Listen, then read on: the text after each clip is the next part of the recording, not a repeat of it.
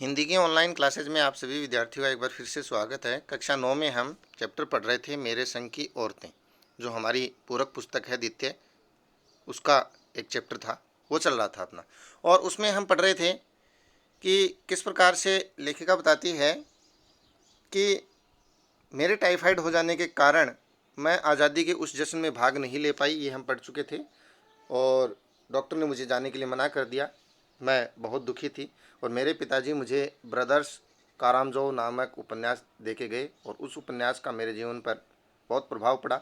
और उसका एक जो अध्याय जो बच्चों पर होने वाले अनाचार और अत्याचार पर था, उसका बहुत ज़्यादा प्रभाव पड़ा और उसी प्रभाव के कारण वो मेरे कंठस्थ याद था, ताउम्र याद रहा, पूरी ज़िंदगी याद रहा।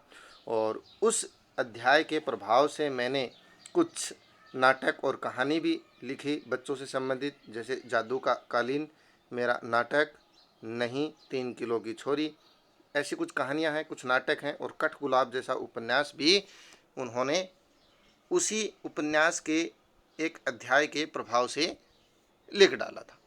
ये हम पढ़ चुके थे। चलिए फिर इससे आगे का भाग में आपको लेकर के चलते हैं। लेखिका आगे कहती हैं कि माँ जी की मन्नत का असर रहा होगा कि मैं ही नहीं, मेरी चारों बहनें भी लड़की होने के नाते किसी हीन भावना का शिकार नहीं हुई। ये इससे पहले लेखिका कह चुकी है कि माँ जी की मन्नत, माँ जी यहाँ पर क्या है, उसकी मैंने बताया परदादी है, परदादी का प्रभाव रहा था, या कहें उनकी जो मन्नत थी, यानी भगवान से मांग करके जो अपनी पोते की बहू के लिए बेटियां मांगी थी, तो वो मन्नत का प्रभाव था कि मैं ही नहीं, मेरी जो 4 बहनें और हैं, उन बहनों में भी कभी भी किसी प्रकार की हीन भावना पैदा नहीं हुई कि हम लड़कियां हैं, लड़की होने की हीन भावना उनमें नहीं आई। दूसरी ओर लेखिका कहती है कि नानी और माँ और परदादी की परंपरा बरकरार रखते हुए, क्योंकि ये तीनों की कहानी आप सुन चुके हो, नानी ने किस प्रकार से उसकी माँ की शादी एक स्वतंत्रता सेनानी से करवाई। माँ जो घर में अपना प्रभाव रख पाती थी लेकिन कार्य नहीं करती थी, पढ़ती रहती थी, कोमलांगी थी वगैरह वगैरह। और परदादी की तो आप कहानी सुनी चुके हो, चोर की कहानी, और पुत्र के रूप में न मान करके अपनी पोतियों को भगवान से मांगना, लीक से हट करके मन्नतें मांगना। तो ये इनकी 3 जो महिलाएं हैं, उनका प्रभाव तो आप देख ही चुके हो, जो परंपरा से अलग हट करके कार्य करती हैं। तो नानी, माँ और परदादी की परंपरा बरकरार रखते हुए लीक पर चलने से भी इनकार किए ही रही। हम जो बाकी 5 बहनें थीं, मृदुला, गर्ग और उसकी 4 बहनें, उन्होंने भी अपनी नानी, माँ और परदादी की परंपरा का निर्वाह किया और लीक पर चलने से इनकार करती रहीं। कैसे देखती? पहली लड़की जिसके लिए मन्नत मांगी गई थी मेरी परदादी के द्वारा, वह मैं नहीं थी, मैं नहीं हूँ, मेरी बड़ी बहन थी मंजुला भगत। ठीक, अब आप कह दोगे ये भगत है, ये गर्ग है। भाई इनकी शादी हुई, शादी होने के बाद इन्होंने अपने पति के गोत्र के रूप में अपना सरनेम लगाया है, तो इस कारण मंजुला भगत इनकी बड़ी बहन का नाम है। तो मन्नत जो मांगी गई थी परदादी के द्वारा, उनकी बड़ी बहन मंजुला भगत थी। घर का नाम था रानी। किसका? मंजुला भगत। कौन है? मृदुला गर्ग की बड़ी बहन रानी, उनकी घर का नाम है उनका। बाहर का मंजुल था और लेखिका अवतार हुआ मंजुल भगत। ठीक, ये था। घर का नाम रानी है, लेखिका के रूप में अवतार हुआ मंजुल भगत, और बाहर नाम था मंजुल। इस प्रकार से मेरी बड़ी बहन की ये नाम थी।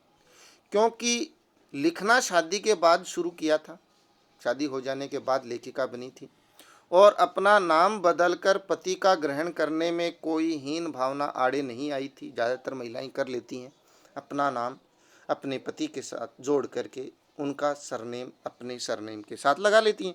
तो इसी प्रकार मेरी बहन ने भी अपने पति का सरनेम लगा लिया। क्या? मंजुल भगत। इसलिए पैदाइशी जैन नाम छोड़कर भगत बनी। ये जैन थी, वो नाम छोड़ करके उन्होंने भगत नाम चुन लिया, अपने पति का सरनेम। दूसरे नंबर पर मैं थी, मृदुला। देखो नाम भी समकक्षी हैं, मंजुला, मृदुला, बस, जबकि इनका नाम मंजुल है, बड़ी बहन का। घर का नाम उमा था, मृदुला का घर का नाम क्या था? उमा। और मंजुल का क्या नाम था? रानी। होता है, आप में से भी बहुत सारे बच्चों का घर का नाम अलग होगा और डॉक्यूमेंट में नाम अलग होगा। बाहर का नाम मृदुला था, जिस नाम से वो लेखिका हैं, रचनाएं करती हैं। मैंने भी शादी के बाद लिखना शुरू किया, सो बतौर लेखिका नाम चला मृदुला गर्ग। गर्ग शायद इनके भी पति का सरनेम हो जो उन्होंने लगाया। मुझे याद है जब हमने लिखना शुरू किया उससे कुछ पहले नारीवाद का चलन हुआ था। नारीवाद आया था, आप हिस्ट्री में पढ़ोगे, इतिहास में पढ़ोगे, नारीवाद, नारी सशक्तिकरण से संबंधित ये नारीवाद आया था। जैसे फांसीवाद, वैसे वाद चले थे पुनर्जागरण के, नारियों को सम्मान दिलाने के लिए। तो लेखिका कहती है कि मुझे याद है जब मैंने लिखना प्रारंभ किया था उसके कुछ पहले ही नारीवाद चलना शुरू हुआ था। शादी के बाद नाम न बदलने का रिवाज उसी से चलाया था। इससे पहले शादी के बाद सभी लड़कियां, सभी महिलाएं अपने पति का नाम, सरनाम है वो लगाती थी आगे। जब नारीवाद चला था उसके बाद से शादी के बाद नाम न बदलने का रिवाज चला था। किसने चलाया था? नारीवाद की उस परंपरा ने। मन्नू भंडारी आप सब जानते हो, लेखिका हैं, हिंदी की महान लेखिका हैं, और इन्होंने नाम नहीं बदला है क्योंकि भंडारी जी जो हैं वो मन्नू के पिताजी हैं। ये भी एक स्वतंत्रता सेनानी रहे हैं। मन्नू भंडारी का हवाला दे करके, उदाहरण दे करके हमसे पूछा भी जाता था कि आप लोग इतने पोंगापंथी क्यों हो? पोंगापंथी, परंपरा में घुसे हुए, पुरानी विचारधारा की। घर घुस्सू क्यों हो? घर घुस्सू का मतलब घर में ही कैद रहने वाले, बाहर की दुनिया से अपरिचित। नाम क्यों बदला? कहने का मतलब यही है कि जब मन्नू भंडारी, इतनी बड़ी लेखिका, ने नाम नहीं बदला, अपने पिता का नाम लगाए रखा शादी के बाद भी, तो आप इतने पोंगापंथी क्यों हो, घर घुस्सू क्यों हो? आप भी तो महिलाएं हो। आपने अपना नाम मृदुला गर्ग या बड़ी बहन मंजुल भगत, ये क्यों नाम बदला? पति का नाम क्यों लगाया? क्योंकि नारीवाद उससे पहले चल चुका था, ये परंपरा पड़ चुकी थी, आप क्यों बदल रहे हो नाम?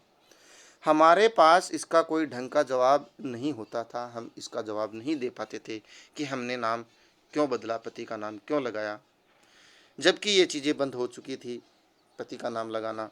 अब भी महिलाएं हैं वो अपना घर का नाम ही जो पिता का द्वारा दिया गया है वही लगा रखती हैं, नहीं बदलती हैं।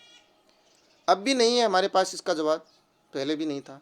पर नाम बदलने से अपने व्यक्तित्व का कोई नुकसान होते मैंने नहीं देखा है। ये तो बिल्कुल सही है, नाम बदल जाने से क्या व्यक्तित्व का नुकसान हो जाता है? क्या बदलाव आ जाता है व्यक्तित्व में? बिल्कुल बदलाव नहीं आता है, नाम वैसा का वैसा ही रहता है, चाहे आप बदल लो, 2 बार बदल लो। पूछने को तो पिताजी से लोग यह भी पूछते थे कि 5 बेटियों से आपका मन नहीं भरा जो हर बेटी के 2-2 नाम रख छोड़े? बिल्कुल, क्योंकि मंजुल का नाम था रानी और लेखिका मृदुला का नाम था उमा। तो लेखिका के पिताजी से पूछते थे कि 5-5 बेटियां हैं, इससे नाम मन नहीं भरा आपका, तो 2-2 नाम और रख छोड़े हैं आपने, ये क्यों? मुझसे छोटी बहन का घर का नाम है गौरी और बाहर का नाम है चित्रा, वह नहीं लिखती, वो लेखिका नहीं है। 5 बहनों में वो लेखिका नहीं है। उसका कहना है कि वह इसलिए नहीं लिखती क्योंकि घर में कोई पढ़ने वाला भी तो चाहिए, सभी बहनें लिखती हैं, उनका लिखा हुआ पढ़ेगा कौन, इसलिए मैं नहीं लिखूंगी, मैं पढ़ूंगी आपका लिखा हुआ। खैर, उसके बाद जब चौथी 5वीं बेटियां पैदा हुई तो पिताजी ने इतनी बात जमाने की सुनी कि उनका एक एक नाम ही रखा, 2-2 नाम नहीं रखे, क्योंकि हम 3 बहनों के नाम डबल डबल रख रखे हैं, घर का नाम अलग, बाहर का नाम अलग। तो पड़ोसियों ने, रिश्तेदारों ने, बाहर वालों ने कहना प्रारंभ कर दिया पिताजी को कि इतनी इतनी बेटियां हैं, 2-2 नाम रख छोड़े हो, मन नहीं भर रहा क्या?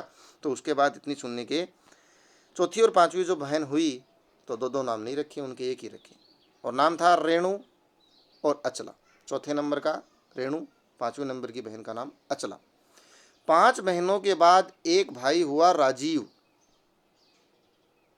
मजे की बात यह है कि बीच की 2 बहनें ही लेखन से बची रहीं। कौन? रेणु और उससे पहले वाली चित्रा। ये 2 बहनें ही लेखन से बची रहीं। अचला और राजीव फिर उसमें जा फंसे, फिर लेखक हो गए, लेखन में जा फंसे। उन्होंने भी लेखन को ही चुना। अचला मुझसे 8 साल छोटी है और वक्त के बदलाव की लाज रखते हुए अंग्रेजी में लिखती है। हम बाकी बहनें हिंदी में लिखती हैं, हिंदी में लेखन करती हैं, और हमारी जो बहन है 8 साल छोटी अचला, वो अंग्रेजी में राइटिंग करती है, लिखती है, पोइट्री वगैरह, उपन्यास वगैरह। पर राजीव फिर हिंदी के हवाले हो गया, लेकिन जो छोटा भाई था राजीव, वो हिंदी में लिखता है। ये है भाई इनकी भाई बहनों का परिचय कि 5 बहनों में 3 बहनें लेखिका हैं, और छोटा भाई जो है राजीव, जो एक ही है, वो भी लेखन करता है। उनमें से एक बहन अंग्रेजी में लिखती हैं, बाकी सभी भाई बहन हिंदी में लेखन करते हैं। हम 4 लिखते हैं और तमाम खानदान हमें पढ़ता है। मेरी ससुराल में मुझे कोई नहीं पढ़ता है। मेरी ससुराल वाले मेरे लेखन को पढ़ते ही नहीं हैं। पता नहीं क्यों, शायद लिखा हुआ पसंद नहीं आता है या लेखन में इंटरेस्ट नहीं है। इस तथ्य को हजम करने में मुझे काफ़ी वक्त लगा कि वो लोग मेरा लेखन क्यों नहीं पढ़ते हैं, मेरी कविताएं, मेरी कहानियाँ, मेरा उपन्यास, वे लोग आखिर पढ़ते क्यों नहीं हैं। ये बात हजम करने में समय लगा मुझे। फिर उसके फ़ायदे भी नज़र आने लगे धीरे धीरे कि न पढ़ने का क्या फ़ायदा है। कम से कम घर के भीतर तो मुझे हिंदी आलोचना बुद्धि से 2-4 नहीं होना पड़ता। घर वाले नहीं पढ़ते हैं, इसका फ़ायदा ये हुआ कि मेरे लेखन की जो आलोचना होती है, आलोचना से मतलब क्या अच्छा लिखा है, क्या बुरा लिखा है, क्या कमियां हैं उसमें, सभी के लेखन में इस प्रकार की कमियां ढूंढी जाती हैं, अच्छाइयाँ भी बताई जाती हैं। आलोचना का यहाँ मतलब समालोचना से है, जिसमें अच्छाइयाँ और बुराइयाँ दोनों बताई जाती हैं। तो लेखिका कहती है कम से कम इसका मुझे फ़ायदा ये हुआ कि घर में मेरे लेखन में कोई अच्छाई बुराई नहीं ढूंढी जाती है, तो ये फ़ायदा हुआ है। खैर, मैं अपनी नहीं उन देवियों की बात करना चाहती हूँ जो परदादी की मन्नत के नतीजतन धरती पर आई।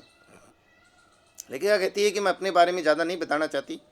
मैं बताना चाहती हूँ मेरी बहनें जो मेरी परदादी की मन्नत के नतीजे से इस धरती पर पधारी थी, आई थी, और लेखक नहीं बनी 2 बहनें हैं, उनके बारे में वो चर्चा करेगी।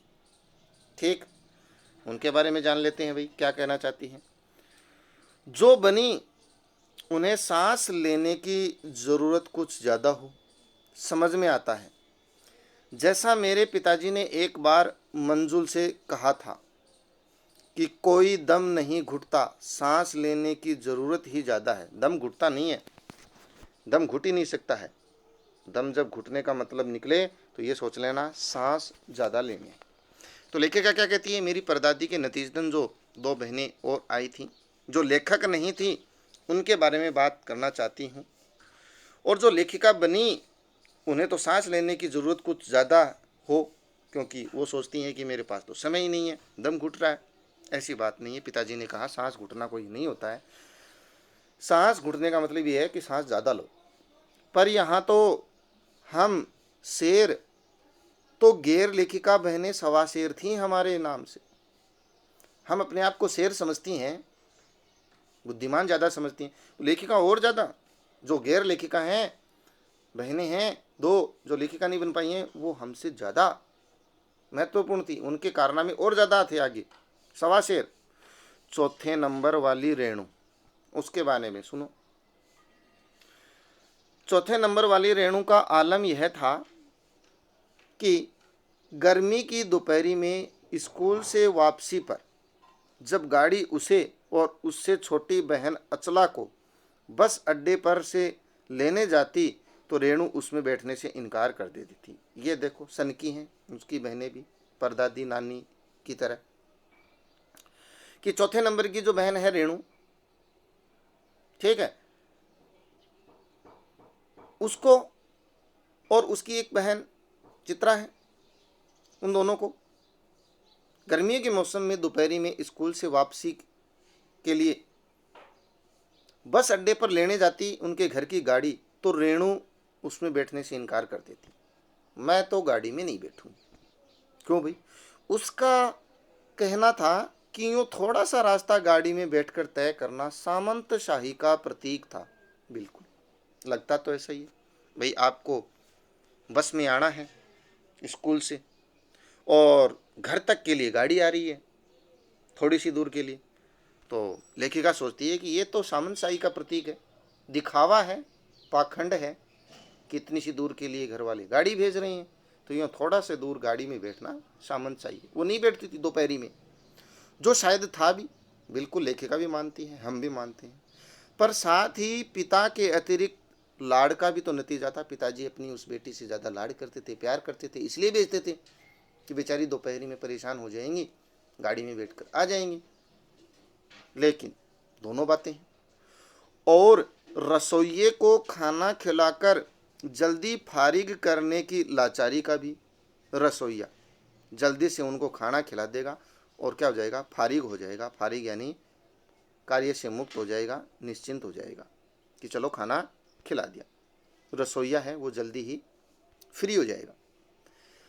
माँ तो सब चीज़ों से उदासीन रहती थी। ये तो पहले ही पता है कि लेखिका की माँ है वो खाना वाना खिलाने में, बच्चों की देखभाल करने में पीछे हैं, नहीं करती हैं। पिताजी और बाकी लोग ही करते हैं, घर वाले, उन बच्चों की देखभाल।